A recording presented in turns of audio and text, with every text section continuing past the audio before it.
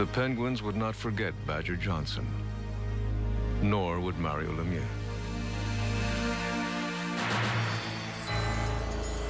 The new season saw the Pittsburgh Penguins respond as champions. There was an air of confidence now, and despite missing 16 games, Lemieux again captured the NHL scoring title.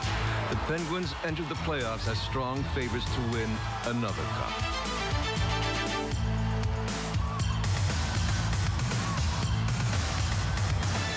But then fate struck.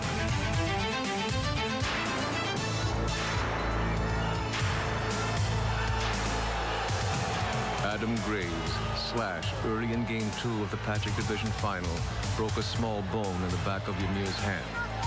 Only a few months earlier, Mario had strongly denounced the NHL's tolerance of dirty play. He had been fined.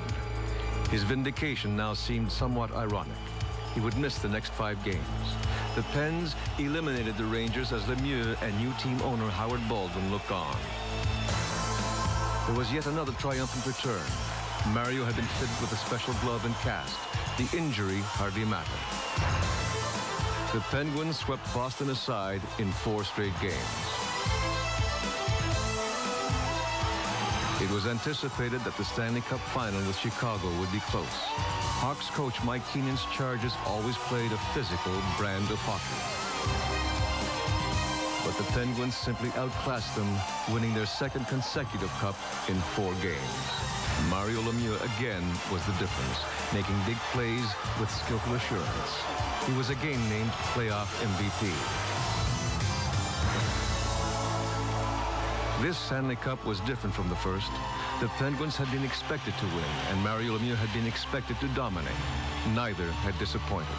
The mark of true champions, back-to-back Stanley Cups.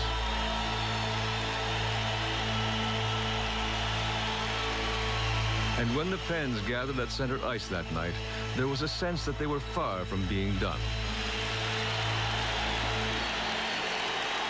That week, fans paid tribute to their conquering heroes at Three Rivers Stadium. The opportunity to commend his captain didn't go unnoticed by winger Phil Bourque. And how about Mario, our 2-time MVP? I think he deserves $4 million a year. Mr. Baldwin, don't you agree? Most were amused, though Pens chairman Howard Baldwin would do much better for Mario Lemieux. Baldwin had seen Orr and Gretzky get traded, and Bobby Hull jump to another league. He wasn't about to see his star fall victim to the same fate. Mario Lemieux is now signed to a lifetime commitment with the Pittsburgh Penguins Hockey Club. Lemieux signed a $42 million contract, making him the highest paid player in the game.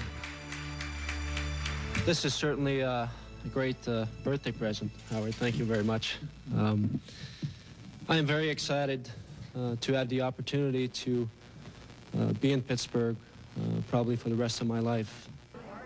The agreement made Mario Lemieux and the Pittsburgh Penguins partners. There would be shared revenues and new marketing initiatives and strategies using Mario's name. Yes, it's the largest contract in the NHL. There's no doubt about it. It should be.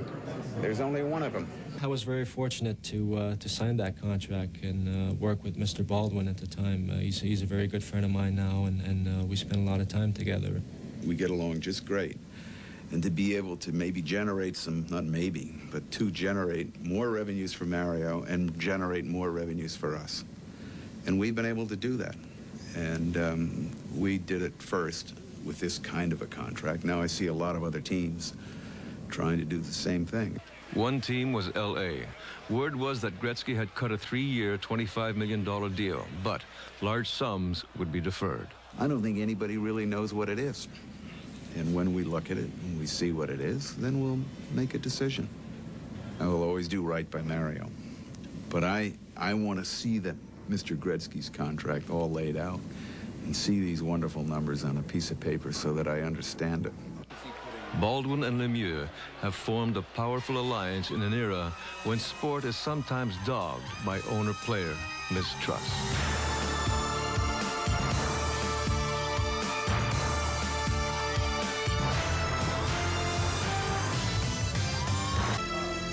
It was early in the new year when the Penguins called a press conference concerning Mario Lemieux's health.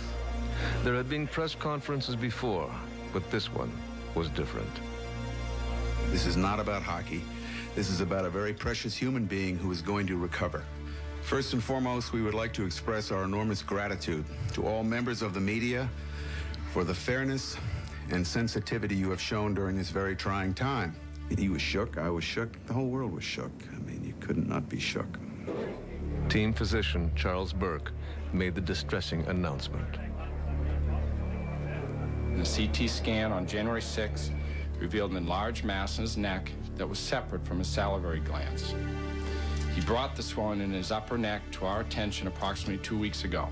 I noticed a lump in my neck about 2 years ago.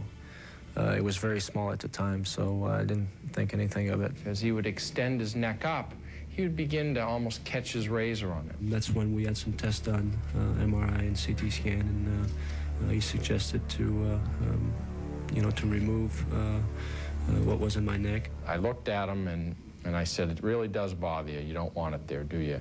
And he said, "I'd like to have it out."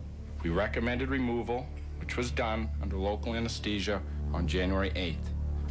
Pathology was reviewed by a recognized Hodgkin's expert, Dr. Robert Hartsock, and the diagnosis of nodular lymphocyte predominant type involving a submental lymph node was made. The diagnosis has been confirmed by other experts in the United States. I said, "You have Hodgkin's disease," and basically explained to him what it was. I was shocked, just to hear the word cancer. It's very scary when you're sitting in the office with two doctors and they tell you to sit down.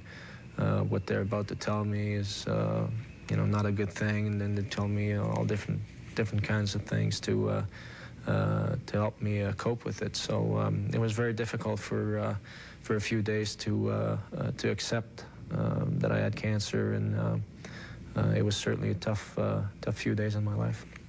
It has been recommended that he undergo 4 weeks of radiation treatment. The scary thing that occurred in him was when we did several of the tests, abnormalities showed up elsewhere. What appeared to look like a node showed up in his chest, and what appeared to look like further disease showed up in one of his lungs. During his staging workup, a lower respiratory infection has been identified. This will be treated with antibiotics.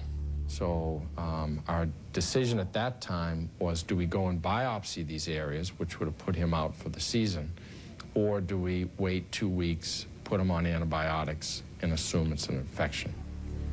But there was much more to worry about. There's been a couple of my uncles that did have cancer and died from it. That was a few years ago.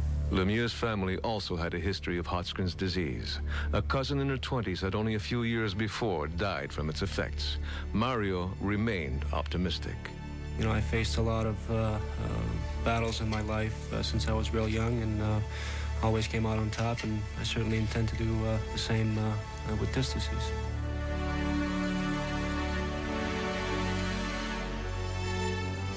Leaving the press conference that day, Lemieux was unsure whether the casually mentioned lung infection was cancerous.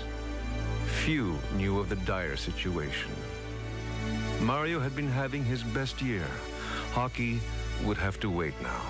It seemed a faraway thought, and never further than when Mario confronted Nathalie with the news. I came back from the doctor in the morning, and the whole way back I was crying. I didn't know how to tell her, and got up the steps, and I was fine. As soon as I saw her, started crying, and I couldn't stop crying for at least an hour. And all that time she didn't know what was going on. She knew that something was bad, but didn't know exactly what was wrong, and finally had the courage to tell her. And he just broke down in tears and said that he had Hodgkin's, and I didn't really understand it.